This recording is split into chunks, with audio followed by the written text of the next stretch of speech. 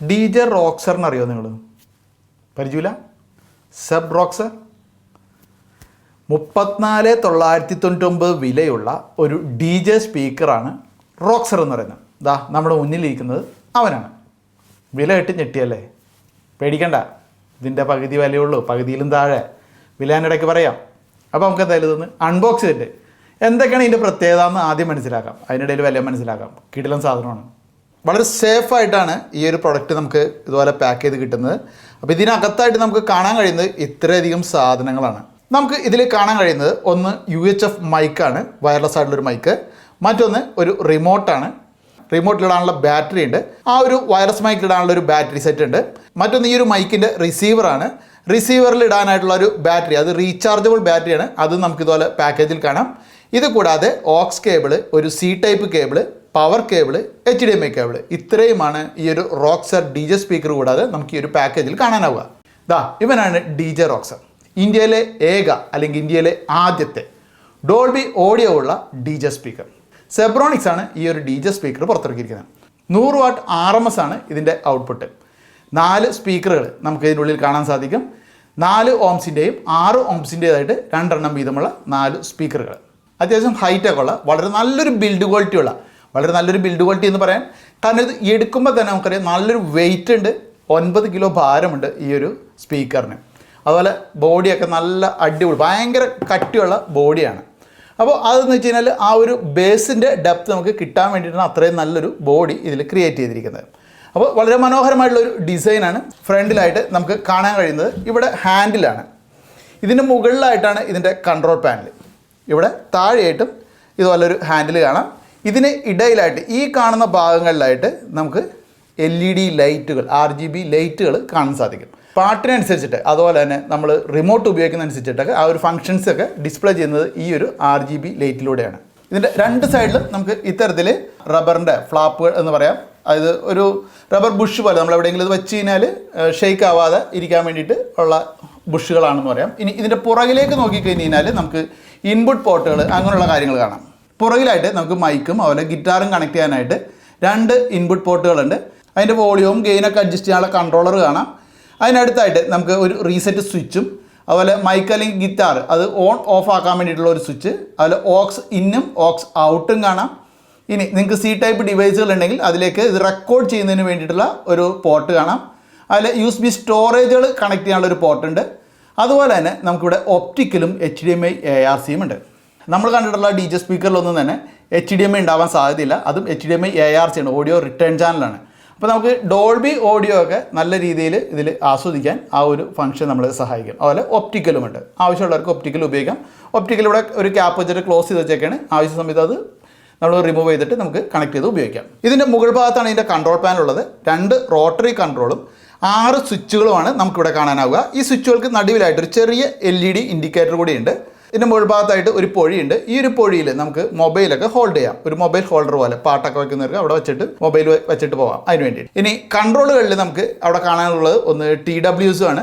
നമുക്ക് മറ്റൊരു സ്പീക്കർ കൂടി ഉണ്ടെങ്കിൽ അത് വേണമെങ്കിൽ ട്രൂ വയർലെസ് സ്റ്റീരിയോ ആയിട്ട് കണക്ട് ചെയ്യാൻ സാധിക്കും. പിന്നെ ഒന്ന് പവർ സ്വിച്ച് ആണ്, മറ്റൊന്ന് ഇൻപുട്ട് സെലക്ഷനാണ്. പിന്നെ നമുക്ക് പ്ലേ ചെയ്യാനും അതുപോലെ നെക്സ്റ്റ് ട്രാക്കുകൾ സെലക്ട് ചെയ്യാനുള്ള 3 സ്വിച്ചുകൾ.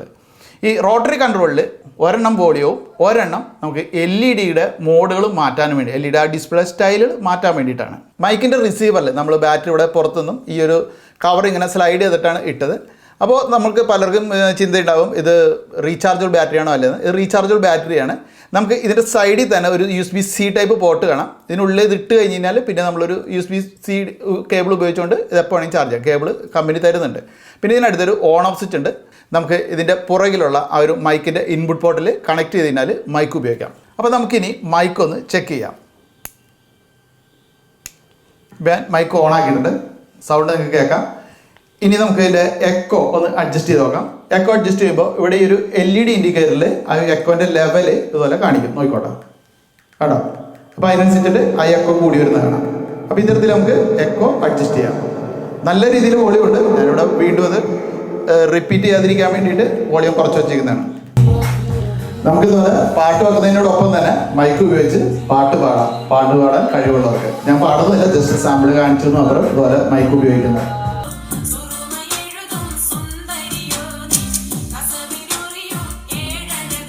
ജസ്റ്റ് സൗണ്ട് ഒന്ന് ചെക്ക് ചെയ്യാം.